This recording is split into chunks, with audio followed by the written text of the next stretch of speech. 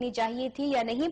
فی الوقت ہمارے ساتھ زید حامد صاحب لائن پر موجود ہیں، ان سے گفتگو کرتے ہیں. السلام علیکم زید صاحب، رائل نیوز میں خوش آمدید. وعلیکم السلام. زید صاحب، برطانوی کرافٹ ٹیلی گراف کی ایک رپورٹ کے حوالے سے ہم بات کر رہے ہیں. 14 اگست کو یہ رپورٹ شائع ہوئی ہے اور جو پاکستان میں زلزلہ زدگان کے لیے امداد دی گئی ماضی میں، اس حوالے سے انہوں نے بات کی کہ وہ دیگر پروجیکٹس کی طرف منتقل ہو گئی. مطلب وہ یہ ایک ٹریک ریکارڈ پاکستان کا سیٹ کرنا چاہ رہے ہیں کہ امداد دینے کے حوالے سے کوئی 100 بار سوچے گا ضرور پاکستان کو، جبکہ اقوام متحدہ دوسری جانب کہہ رہا ہے کہ دیر کرنے کی بات نہیں ہے. سیلاب نے شدید تباہی جو ہے وہ اس وقت پاکستان میں مچا دی ہوئی ہے. آپ کیا سمجھتے ہیں کیوں ڈونر جو ہے امداد دینے سے گریزاں ہیں اور کیا اس رپورٹ کا اثر پڑے گا؟ دیکھیے، پاکستان کی تاریخ میں یہ پہلی مرتبہ ہوا ہے کہ اتنی بڑی تباہی آئی، اتنا بڑا حادثہ اور سانحہ رونما ہوا ہے، اس کے باوجود پوری دنیا سے کیش امداد پاکستان کو نہیں پہنچ رہی ہے جی، بلکہ کسی قسم کی امداد نہیں پہنچ رہی ہے.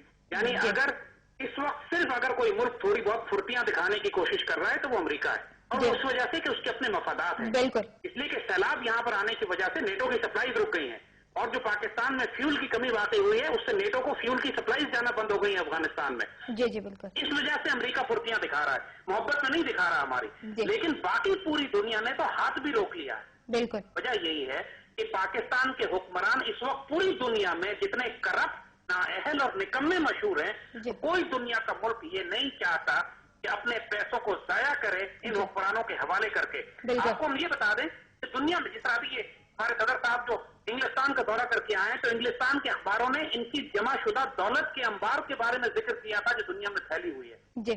ابھی تک جب پاکستان کے حکمران اپنی جیب سے 1 روپیہ نہیں دے رہے اس کے اندر، جبکہ اتنی ان کے پاس دولت ہے کہ دنیا کے امیر ترین 10 لوگوں یا 50 لوگوں میں ان کا شمار ہوتا ہے. اور یہ اپنی جیب خاص سے اس قابل ہیں کہ پاکستان کا تمام یہ خرچہ اٹھا لے. 1-2 ارب ڈالر ان کے لیے کون سی بڑی بات ہے؟ بالکل. جب صرف $60 ملین تو ان کے سوئز اکاؤنٹ سے غائب ہوئے پچھلے دنوں، تو جس کا سپریم کورٹ میں مقدمہ چل رہا ہے ابھی، تو ان کے پاس دولت کی کمی نہیں ہے. لیکن جب اپنی جیب سے یہ 1 روپیہ نہیں دیتے ہیں تو پھر دنیا سے یہ توقع کریں کہ دنیا دے. یہ کریڈیبلٹی لیول ان کا، یہ خیانت کا لیول پوری دنیا کو معلوم ہے. ان کو اخباروں میں جس طرح گالیاں دے کے خیانت مرتکب قرار دیا گیا انگریزی اخباروں میں، وہ اتنی شرمناک بات تھی کہ ہر پاکستانی کا سر شرم سے جھک گیا. نہیں جھکا تو حکمرانوں کا سر نہیں جھکا کبھی. اور وہاں موجود جو دورے پر گئے افراد تھے ان کا جو ایٹیچیوڈ ہے وہ سب کے سامنے تھا. اور یہ ایک بات کہ مطلب کسی چیز کے ملتے ہوئے بھی اور مطلب اپنی جو ہے وہ حفت محسوس نہ کرنا، اس کو مٹانے کے لیے ایسے حربے استعمال کرنا جو مزید بے وقوفی لگتی ہے. یعنی اتنی شرمساری کی بات ہے، یہ اتنی شرمندگی اور بغیرتی کی بات ہے کہ یہ حکومت انڈیا سے $5 ملین لینے کی بات کر رہی ہے.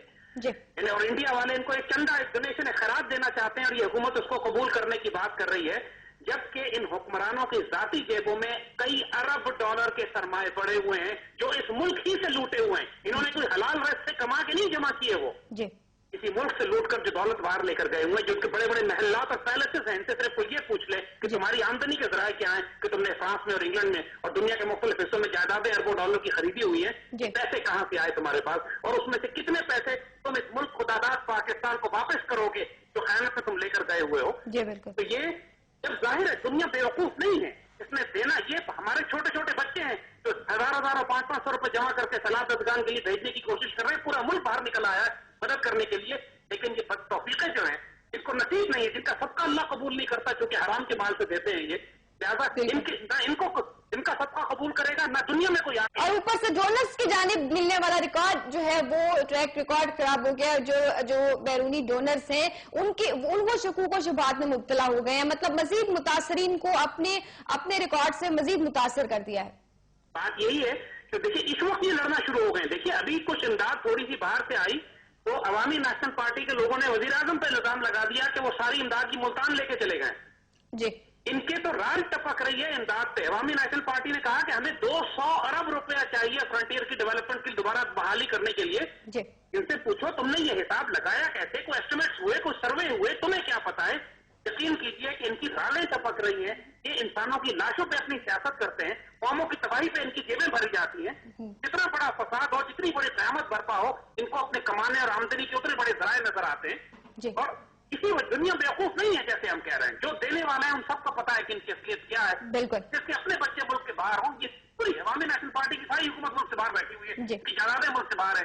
इस हुकूमत के वक्त सारे जायदादें मुल्क से बाहर है, लोगों को इन पर एतबार नहीं है, कोई 1 रुपया इनको नहीं देता। अब जिस वक्त जो कोई भी जमा कर रहा है, ये प्राइवेट एनजीओ के थ्रू या फौज के थ्रू, फौज का किरदार इस वक्त माशाल्लाह खुशगवार, हैरत अंगेज है। बिल्कुल, और वही हर जगह नजर आ रही है, जो है वो तमाम काम करती भी। ज़ैद साहब, फौजिया वहाब साहबा का ये कहना है कि बैठकर बात कर देना बहुत आसान होता है कि इमदाद नहीं मिली या वहां नहीं गई, वहां जाकर देखें, ज़लज़ला जो ज़दगान थे उनके लिए जो इमदाद दी गई थी वो वही इस्तेमाल हुई है। लेकिन एक सड़क बनी हुई तो सबको नजर आ जाती है, चाहे वो कहीं भी बैठा हो, पता चल जाता है कि वहां ऐसा कोई काम हुआ है। तो ये ऐसे जस्टिफिकेशंस देकर किसे बेवकूफ बनाते हैं? देखिए, एक बात सिर्फ आपको एक मिसाल देते हैं, ये तौनसा बैराज का जो बंद टूटा है, इसकी वजह से ये सारा मुजफ्फरगढ़ और अलीपुर और वो सारे इलाके जो उस इलाके के ज़ेरे आब आए हैं, इस तौनसा बैराज पर अभी पिछले साल इन लोगों ने 22 अरब रुपया लगाया है।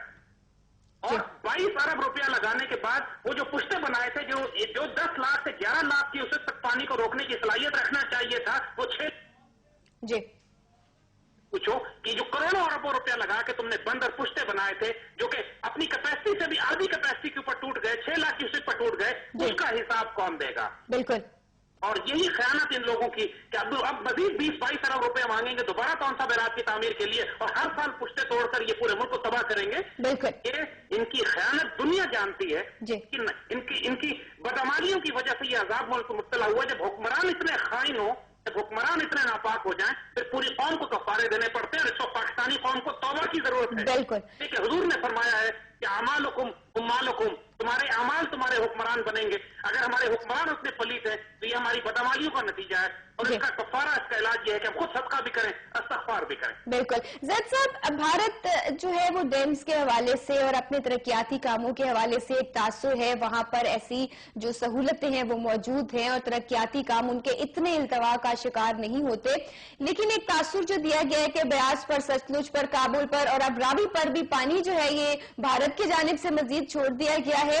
ये तासुर आपके ख्याल से कुछ इसमें किस हद तक सच्चाई है कि ये जो सैलाब में मजीद जो अजाब डाला है वो भारत की जानिब से आया है, या पानी छोड़ा गया है, या उन्होंने अपना पानी यूटिलाइज कर लिया है? क्योंकि बारिशें तो वहां भी उतनी हुई हैं जितनी पाकिस्तान में, लेकिन उन्होंने उसे यूटिलाइज कर लिया है, वहां डैम्स हैं, सहूलत है वहां पर।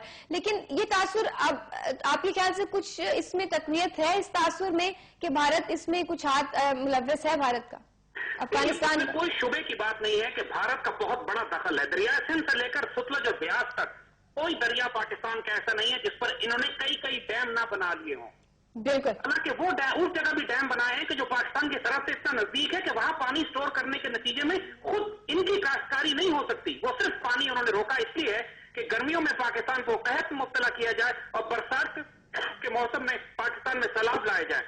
इस वक्त जितने भी मशरकी दरिया हैं उनमें कोई सैलाब नहीं है। रावी से लेकर सतलुज और ब्यास सुकून से कोई बारिशें नहीं हो रही, लेकिन चनाब जो है दोबारा ओवर फ्लड कर रहा है, क्योंकि चनाब के ऊपर भागलिया डैम बना हुआ है, तो सबसे बड़ा हाइड्रो इलेक्ट्रिक प्रोजेक्ट जो उन्होंने इंडियन ऑक्युपाइड कश्मीर में बनाया है, और भागलिया डैम ने चनाब में एक्सेस पानी छोड़ना शुरू कर दिया, जिसकी वजह से बिल्कुल इसका प्रेशर, इनका मकसद ये था कि गुड्डू और सखर के ऊपर 11-12 लाख क्यूसेक पानी जमा कर दे ताकि वो डैम हमारे बैराजेस टूट जाए जो सिंध में कायम है। बिल्कुल। अच्छा ज़ैद साहब, आपके ख्याल से अब जो डोनर्स की आमद अभी आपके ख्याल से इतनी, इस बात को जब डिस्कस किया जाएगा बैरूनी दुनिया में, अभी तो आफत ही नहीं थमी, एस्टिमेट ही नहीं लगाया जा सका कि ये नुकसान हुआ कितना है, लेकिन तवक्को है आपकी कि बैरून मुल्क से इमदाद उसी सूरत में आएगी जितनी पहले आती थी किसी आफत के मौके पर पाकिस्तान में? देखिए, इस आफत के मौके पर बैरूनी इमदाद नहीं आएगी, कर्जे आएंगे, और वर्ल्ड बैंक और IMF की तरफ से आएंगे यानी जो, और अभी वर्ल्ड बैंक ने भी $900 मिलियन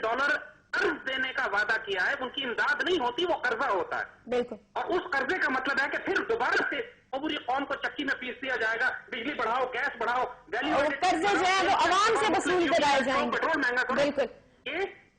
इसीलिए पूरी दुनिया के मुल्कों ने हाथ रोक लिया है, और ऐसे मौके पर जब मुल्क टूट रहा हो, तबाह हो रहा हो, तो वर्ल्ड बैंक और IMF बने ही इस काम के लिए हैं कि वो उसे मजीद जो है मजीद इस्तेमाल करें उसका, ताकि मुल्क की इमदाद के बजाय बची कुची कमर भी तोड़ दें। हुकूमत ने आइंदा यही करना है। बिल्कुल।